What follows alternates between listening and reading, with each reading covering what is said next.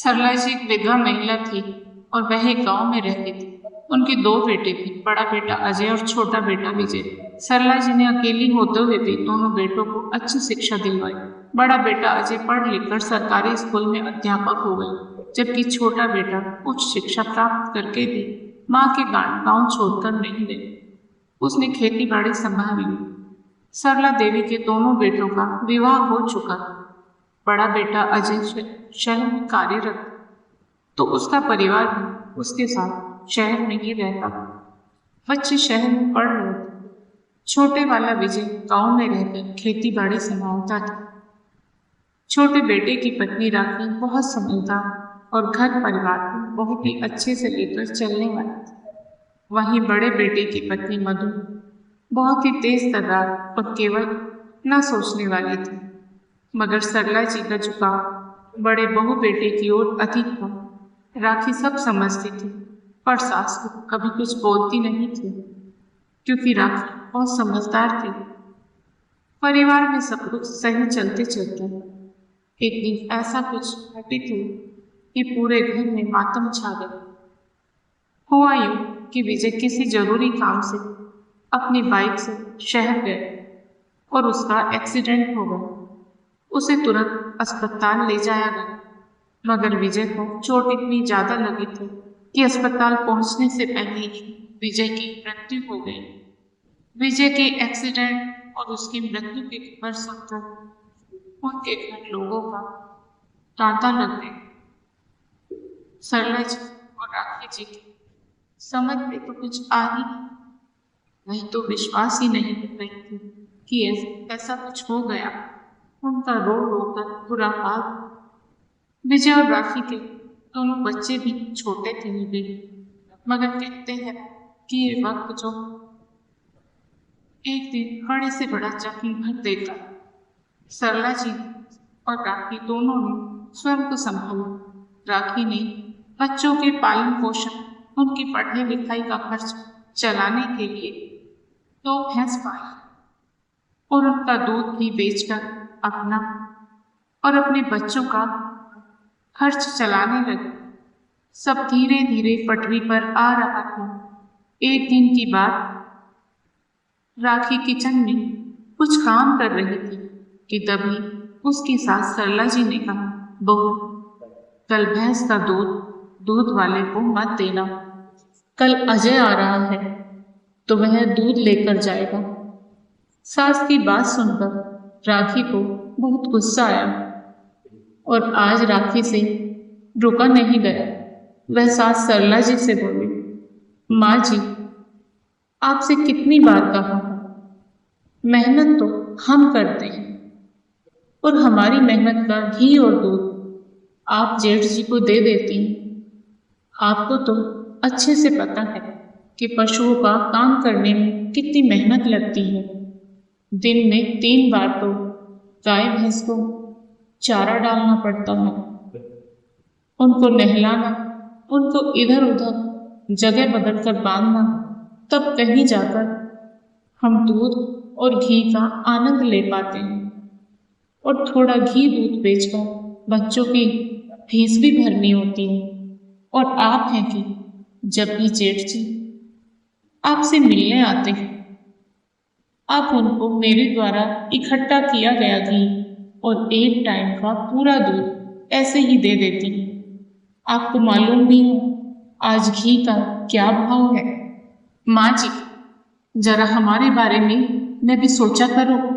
राखी ने अपनी सास सरला जी को समझाते हुए कहा।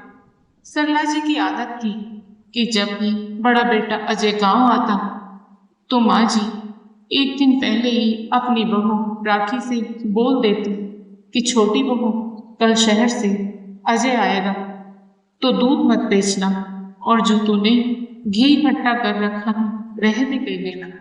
शहर में शुद्ध घी कहाँ मिलता होगा। बेचारा मेरा बेटा इतनी मेहनत करता है तो कम से कम शुद्ध घी तो खाने को मिल ही जाता है उसे। और उसके बच्चे भी तो पढ़ते हैं, पढ़ने वाले बच्चों को भी तो घी चाहिए होता है। अपनी सास की बात सुनकर राखी को गुस्सा तो बहुत आता और गुस्सा आना लाजमी भी था। वह अकेली कमाने वाली थी। पति अजय की तो हादसे में मौत हो चुकी। अब बेचारी राखी के ऊपर ही अपने बच्चों के लालन पालन और भविष्य को संभालने की जिम्मेदारी थी। सास की बीमारी का खर्चा भी वही उठाती, लेकिन फिर भी सास को शहर में रहने वाले जेठ जेठानी ही अच्छे लगते थे, जबकि सरला जी के बड़े बेटा बहू कभी एक फूटी कोड़ी भी हाथ पर नहीं रखते थे। कभी राखी से भी यह नहीं पूछा कि राखी बहू घर का खर्च कैसे चल रहा है। राखी से तो क्या कभी सरला जी से भी नहीं पूछा कि माँ घर खर्च के लिए कुछ जरूरत तो हो तो बताना। राखी यही सोचती कि यहाँ मैं अपनी सास के लिए जान भी हथेली पर रख तो भी सास यही कहती है कि तू मेरे लिए करती ही क्या है। और जेठानी जी कुछ भी ना करें तो भी उनके गुणगान सारे गांव में गाकर आती हैं।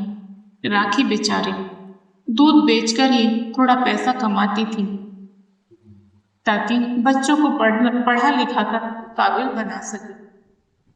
लेकिन सास सरला जी की आदत इतनी गंदी थी कि वह कुछ सोचती समझती ही नहीं थी। बड़े बेटे पर लाड प्यार जताने में कहीं कोई कमी ना रह जाए, इसलिए जेठ जी के लिए घी और दूध भेज दिया करती थी। आज भी जब शहर से जेठ जी आए तो बस सास शुरू हो गई लाड़ जताने।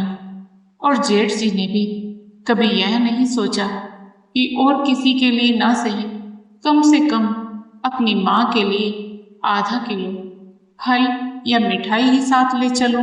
बस खाली हाथ आते और भरे हाथों से जाते। जेठ जी को भी तो सोचना चाहिए था कि यह वो इतनी मेहनत करती है तो इसकी मेहनत का कुछ तो देना चाहिए।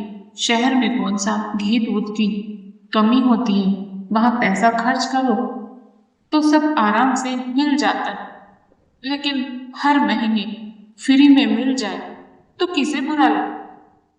जेठ जी को आया देखकर राखी अंदर ही अंदर आग बबूला हो रही थी।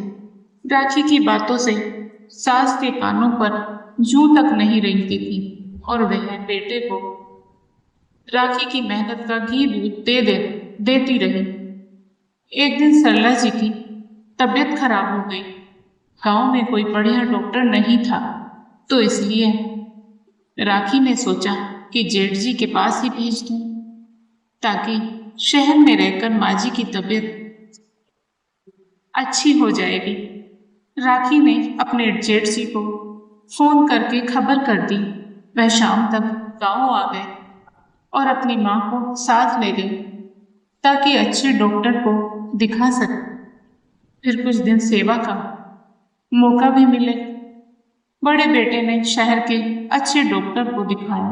डॉक्टर ने कहा घबराने की कोई बात नहीं, बस थोड़ी कमजोरी है ये, समय पर खाने पीने का ध्यान रखना होगा और थोड़े दिन आराम करना होगा। डॉक्टर को दिखाने के बाद अजय माँ को अपने घर ले गया। घर पहुंचते ही सास को देखकर बड़ी बहू मधु का मुंह फूल गया। बेमन से सास के पैर छूकर उन्हें अंदर आने को कहा और उनके बैठने के लिए एक चारपाई लगवाई। फिर अपने पति अजय को दूसरे कमरे में बुलाकर बोली, अरे डॉक्टर को दिखाने के बाद इस बुढ़िया को यहाँ लाने की क्या जरूरत थी? इसे गांव गांव ही छोड़ा देना। तुम्हें तो पता है ना शहर में रहना कितना मुश्किल है। शहर में कितने खर्चे होते हैं, कितनी महंगाई। इनके यहाँ आने से मेरी आजादी भी कम हो जाएगी। इन्हें यहाँ लाने से पहले एक बार मुझसे पूछ तो लेते। अरे छोड़ो ना मधु, 2-4 दिन की ही तो बात, फिर मैं माँ को स्वयं ही गाँव छोड़ आऊंगा। मधु ने अनमने ढंग से हामी भर दी, लेकिन फिर बोली, सुनो जी, मुझसे माँ जी के ऊपर ज्यादा खर्चा नहीं होगा। अब तो बुढ़ापा है उनका, कमजोरी तो रहेगी ही, तो फिर क्यों उन पर खर्चा करना। सरला जी यह सारी बातें सुन रही थी। मैं मन ही मन सोच रही थी कि मैं भी कितनी पागल थी, जिस बहू बेटे के लिए हमेशा गांव से कुछ ना कुछ भेजती रहती थी। आज वही बहू मेरे लिए खर्चे करने से मना कर रही है, और गांव में रहने वाली मेरी छोटी बहू राखी, जिसने कभी किसी खर्च को मना नहीं की, कभी खर्चा गिनाया भी नहीं, बस यही समझती रही कि माँ जी ही उसकी दुनिया है। बेटा कमरे से बाहर आ तो आंखों में आंसू भरकर सरला जी बोली, अजय बेटा, तू मुझे मेरे गांव में छोड़ा। मुझे शहर की हवा पानी की आदत नहीं। कहीं मेरी तबीयत और बिगड़ गई तो तुम लोगों को ही परेशानी होगी। मैं तुम दोनों पर बोझ नहीं बनना चाहती। अजय और मधु तो यही चाहते थे कि माँ जल्द से जल्द गांव जाए। अजय माँ को गांव छोड़ आया। सरला जी गांव पहुंचते ही अपनी बहू राखी के गले लगकर खूब रोने लगी। उन्हें समझ आ गया था कि बेटा होते हुए भी अजय ने अपना फर्ज नहीं निभाया, लेकिन मेरी छोटी बहू राखी ने हमेशा बेटी बनकर फर्ज निभाया। आज तक उसने कभी महसूस नहीं होने दिया कि वह उसकी सास है, बल्कि सदा ही माँ जैसा प्यार और सम्मान दिया। अब सरला जी ने ठान लिया कि अब जैसे को तैसा करना है। अब जब भी अजय हर महीने गांव आता तो घी दूध के नाम पर उसे कुछ नहीं मिलता। राखी हर महीने घी बेचकर अच्छे पैसे कमाती और सास भी उसकी मदद करने लगी। पशुपालन से ही राखी ने अपने बच्चों को पढ़ाया लिखाया और काबिल बनाया। छोटी बहू ने बेटी बनकर सास को प्यार और सम्मान दिया। दोस्तों, आपको आज की कहानी पसंद आई हो तो वीडियो को लाइक करें, शेयर करें और साथ ही हमारे चैनल सब्सक्राइब करें। बेल आइकन को प्रेस करके ऑल बटन पर क्लिक करें। राधे राधे प्यारे दोस्तों।